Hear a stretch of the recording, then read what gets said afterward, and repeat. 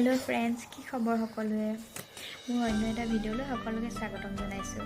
আজি বিশেষ তেনেকে ভবা নাই, কিন্তু অকল দুটামান কথা ক'বলৈহে ব্লগটো বনাইছো।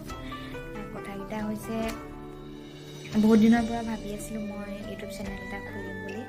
তাৰপিছত ভাবিলো ভিডিঅ'নো কি দিম, আপোনালোকক কি দেখাম, একো মানে ভাবিব পৰা নাছিলোঁ।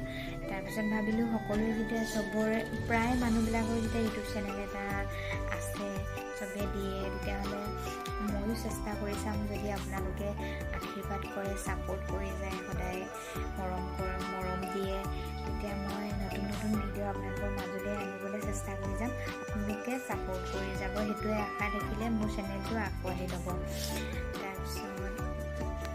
অকল ব্লগে নিদিওঁ, কেতিয়াবা ৰিলছো দিম, শ্বৰ্ট ভিডিঅ' দিম। যদি ভাল পায় আপোনালোকে কমেণ্ট কৰি জনাবচোন কেনেকুৱা ধৰণৰ মানে ভিডিঅ' দিলে মানে ভাল পায়। সেনেকুৱা ধৰণৰ মানে ভিডিঅ' দিবলৈ চেষ্টা কৰি যাম।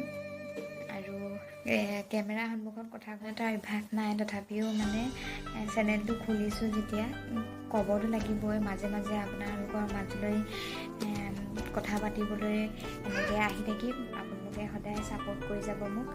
আৰু আজি ভিডিঅ'টো ইমানতে সমাপ্ত কৰিছোঁ।